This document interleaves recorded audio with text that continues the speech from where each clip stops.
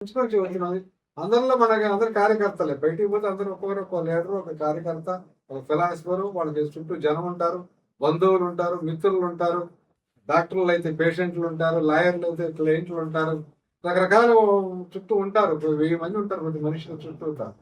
వాళ్ళు ఏదో అడుగుతుంటారు, మనం ఏదో చెబుతున్నాం. అందువల్ల ఈ భావాలని జనంలోకి పోవాలంటే మన కార్యకర్తల్లో, మన ఉద్యమ మిత్రుల్లో ఈ అవగాహన పెరగాలనేది ఈ అధ్యయన తరగతులు మనం పెట్టడానికి కారణం. టాపిక్ వైజ్ మనం పెట్టుకొని, అయితే ఇది ఏంటంటే హేతువాద మానవవాద జీవన తత్వం ఉన్నప్పుడు దీనికి సంబంధించి 20 టాపిక్స్ ఉంటాయి, 30 టాపిక్స్ ఉంటాయి. మనం అన్ని పెట్టలేని 4 టాపిక్స్ పెడతాం. మొత్తమే అన్ని మిక్స్ అవుతుంటాయి. అన్ని మిక్స్ అయ్యి మనం కట్ చేసుకోవాలి. ఎక్కడికక్కడ టాపిక్ని బట్టి మనం కట్ చేసుకొని పోకుండా అన్ని టాపిక్లు ఒకేసారి కవర్ చేయలేము, ఒకదాంట్లో కలపకూడదు కూడా. అంటే మరి భౌతిక వాస్తవికవాదం అనేది, ఫిజికల్ రియలిజం అనేది మన హేతువాద మానవవాద ఉద్యమానికి బ్యాక్గ్రౌండ్ ఫిలాసఫీ. ఇది ముందంతా భౌతికమే. భౌతికంలో నుంచి జీవం వచ్చింది, జీవంలో నుంచి మనసు వచ్చింది, ఆలోచన వచ్చేసి. కాబట్టి మనిషి చనిపోయినప్పుడు ఆత్మగా బయటికి పోయి పరమాత్మలో కలిసి మోక్షం పొందుద్దని, మోక్షం పొందకపోతే స్వర్గ సుఖాలు అందించిన వల్ల పునర్జన్మ. ఇదంతా ఎక్కడి నుంచి వచ్చిందంటే, ఇందాక సార్ చెప్పారు, మన మనసు ఆలోచించేదాన్ని, విశ్లేషణ చేసేదాన్ని, ప్రశ్నించేదాన్ని, ఈ ఆలోచన, ఈ స్పృహ మొత్తాన్ని వాళ్ళ ఆత్మని పేరు పెట్టి, మనిషి శరీరం చనిపోయినా కూడా ఇది ఆత్మ మిగిలే ఉంటుందని, మనలో మన ఆలోచింపజేసేది పరమాత్మ యొక్క అంశం. పరమాత్మ యొక్క అంశం కొంచెం వచ్చి మన ఆలోచింపజేసి మన చేత కర్మలు చేయించి మళ్ళీ పరమాత్మలో కలిస్తే మోక్షం పొందుద్దని, మనిషి చనిపోయినా కూడా ఆత్మ స్వావదని వాళ్ళకి అపోహకు వచ్చేసి, ఒక భ్రమకు వచ్చేసి చెప్పేశారు.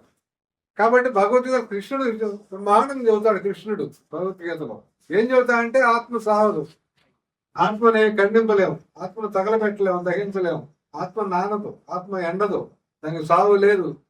ఇట్లా చెప్పి చివరికి శరీరం పోయినా కూడా ఇంకొక శరీరాన్ని, మనిషి ఎట్లా అయితే ఒక డ్రెస్ను వదిలేసి, చిరిగిపోయిన డ్రెస్ను వదిలేసి ఇంకొక డ్రెస్ను వేసుకున్నట్టుగా ఈ ఆత్మ శాశ్వతం, దానికి సావు లేదు, ఇంకొక శరీరాన్ని పట్టుకుంటుంది, కుక్కనో నక్కనో పట్టుకుంటుంది, పునర్జన్మ వెళ్తుంది. ఇట్లా చెప్పి పరమాత్మ లేదు, ఆత్మ లేదు. ఈ పరమాత్మ ఆత్మ కలిసి మోక్షం వచ్చేది లేదు. స్వర్గసుఖాలు లేవు, నరక వేదనలు లేవు, పూర్వజన్మ లేదు, పునర్జన్మ లేదు, పూర్వజన్మ సుకృతం లేదు, పూర్వజన్మ వికృతి. ఇదంతా కూడా భ్రమల్లోని ఆత్మ ఉన్నదని ఒక భ్రమను కొట్టుకొని, లేని దాన్ని ఉందనుకొని, సావదనుకొని, శాశ్వతం అనుకొని వాళ్ళు కథలల్లేసి ఎన్ని కర్మ సిద్ధాంతం కానించి, పునర్జన్మ సిద్ధాంతం కానించి, మోక్షం అంతా అల్లేశారు. అవన్నీ పట్టి పీడిస్తున్నాయి ఇప్పుడు మనుషుల్ని. ఆ మతం లేదు, ఈ మతం లేదు. అన్ని మతాలకు దేవుళ్ళు ఉన్నారు, అన్ని మతాలకు స్వర్గ నరకాలు ఉన్నాయి, అన్ని మతాలు పుణ్యం చేసుకోవాలి మోక్షం పొందాలంటే. దేవుని నిద్రిస్తారు క్రైస్తవులు.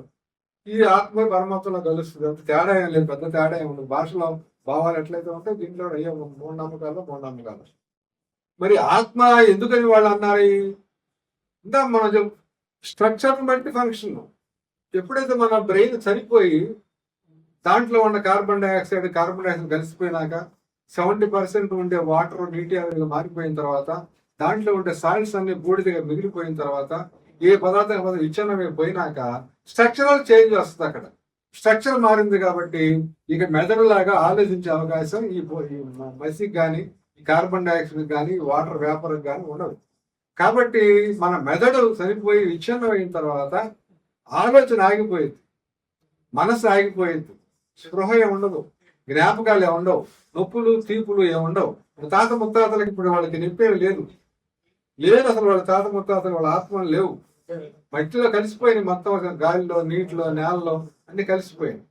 కాబట్టి ఈ ఆత్మని ఉందనుకొని, నాశనం లేదనుకొని భ్రమపడటం వల్ల దాని బేసిస్ గా వాళ్ళు అల్లిన అల్లికలన్నీ కూడా చివరికి మూఢ నమ్మకాలుగా, మూఢ విశ్వాసాలుగా, అంధ విశ్వాసాలుగా మారి, అంధ ఆచారాలకి, మూఢ ఆచారాలకి, మూఢ సాంప్రదాయాలకు దారి తీసి, తల్లిదండ్రులు హిందువులైతే పిల్లలు హిందువులు, తల్లిదండ్రులు క్రైస్తవులైతే పిల్లలు క్రైస్తవులు, తల్లిదండ్రులు ఇస్లామీయులైతే వాడు పిల్లలు ఇస్లామీలు. ఎందుకు వస్తున్నారు అట్లా? తెలివి లేక కాదు, పిల్లలకు వచ్చే పిల్లలకు భేదాలు, వాళ్ళకి తెలివితేటలు ఉన్నాయి. కానీ పిల్లల పెంపకంలో ఇదంతా జరుగుతుంది. క్రైస్తవులు తమ పిల్లల్ని క్రైస్తవులుగా, హిందువులు తమ పిల్లల్ని హిందువులుగా, ముస్లింలు తమ పిల్లలు ముస్లింలుగా పెంచుతున్నారు. అందువల్ల ఏమైందంటే, వాళ్ళు చిన్నప్పటి నుంచి ఆలోచన మొదలుగా ముందు నుంచి ఈ పెంచడం వల్ల విశ్వాసాల పిల్లలు కూడా సంవత్సరానికి గోవిందా అంటాడు, సంవత్సరానికి బొట్లు పెడతారు, మురుగులు వేస్తారు, ఏవో దారాలు కడతారు. స్కూల్కి పోయేలోపు అన్నీ వచ్చేస్తాయి.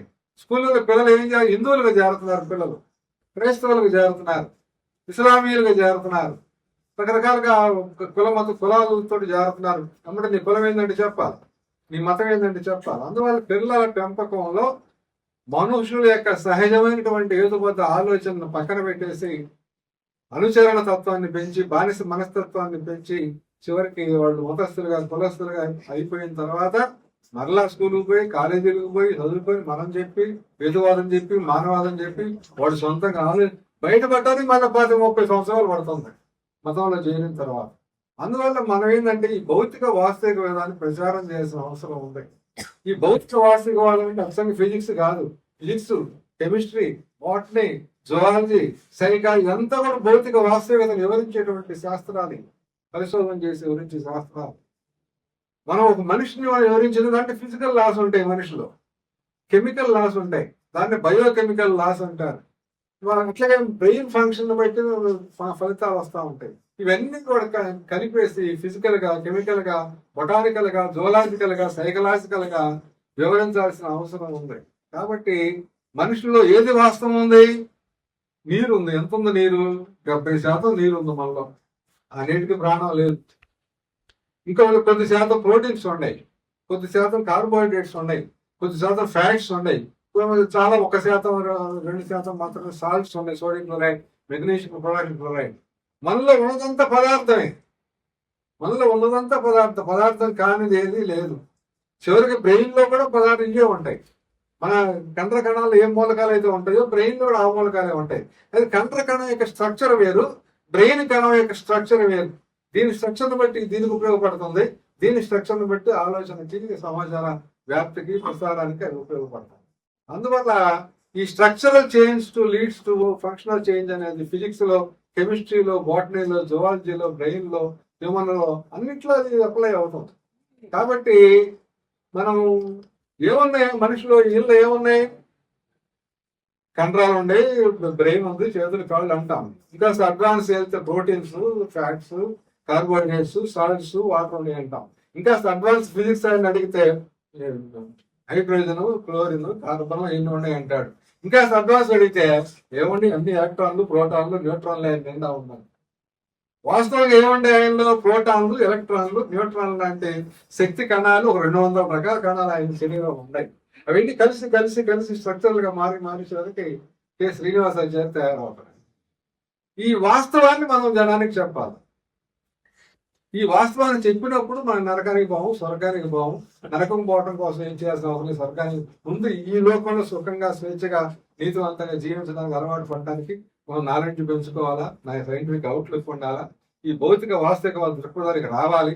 మనం నమ్ముకునే ఈ భ్రమలన్నీ కూడా ఒట్టియే, వాటి వల్ల ఉపయోగం లేదు అని మనం చెప్పడానికి చాలా టాపిక్స్ ఉన్నాయి. భౌతిక వాస్తవికవాదిని అప్లై చేస్తే వాస్తు చెప్పొచ్చు, జ్యోతిషం చెప్పొచ్చు, ఇంకేదో రకరకాల అనేక మూఢనమ్మకాలను మనం చెప్పే అవకాశం ఉంది.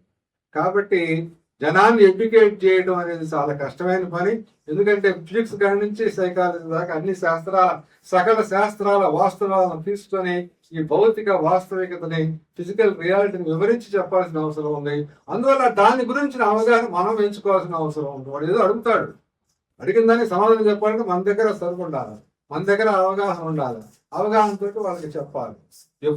జనం ఎప్పుడు మారుతారంటే, నాకుండే డౌట్ వాడికి చేస్తే వాడు మారరు. వాడికి ఏదైతే డౌట్ ఉందో, ఏ యాంగిల్లో డౌట్ ఉందో, ఫిజిక్స్ లో ఉందో, కెమిస్ట్రీలో ఉందో, బైబుల్లో ఉందో, దేంట్లో ఉందో వాడి డౌట్, ఆ డౌట్ ని బట్టి వాడు దేవుడు లొంగి ఉన్నాడు కాబట్టి ఆ డౌట్ మనం క్లారిఫై చేయాలి.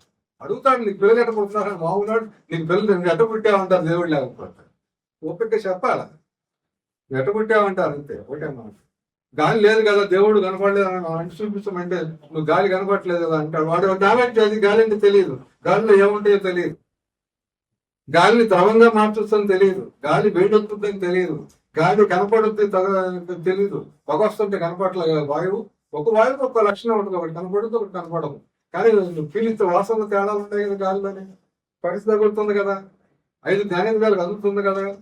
ఇన్ని వివరించి మన నాలెడ్జ్ పెంచుకొని సైంటిఫిక్ గా, ఫిజికల్ రియలిస్ట్ గా వాళ్ళకి చెప్పి, వాళ్ళని ఒప్పించి డౌట్స్ క్లారిఫై చేస్తే మనం అందరూ ఎట్లా మారాం, మన ముందు ఎంతో మంది పెద్దలు చర్చించుకుంటా ఉంటే విని మారాం, వాళ్ళు ఏదో చెబుతుంటే విని మారాం, వాళ్ళు రాసిన పుస్తకాలను చదివి మారాం. అందరూ అట్లాగే మారుతారు. కాబట్టి అలాంటి అవకాశాలని జనానికి ఇవ్వాల్సిన అవసరం ఉంది. ఈ భౌతిక వాస్తవికవాదాన్ని ప్రచారం చేయాల్సిన అవసరం ఉంది. కాబట్టి మన క్లాసులో ఈ ఫిజికల్ రియలిజం అని చెప్పి భౌతిక వాస్తవికవాదం అని చెబుతున్నాం. ఈ అంశం మీద మరి భౌతిక వాస్తవికతని అప్లై చేస్తూ రాజకీయంగా కానీ, సామాజికంగా కానీ, సాంస్కృతికంగా కానీ ఎలాంటి అప్లికేషన్స్ ఉంటాయో కూడా మనం చెప్పడానికి అవకాశం ఉంది. కాబట్టి ఈ అంశం మీద విస్తారమైన అనుభవం ఉన్నటువంటి నబీ సాహెబ్ గారిని ప్రసంగించారు.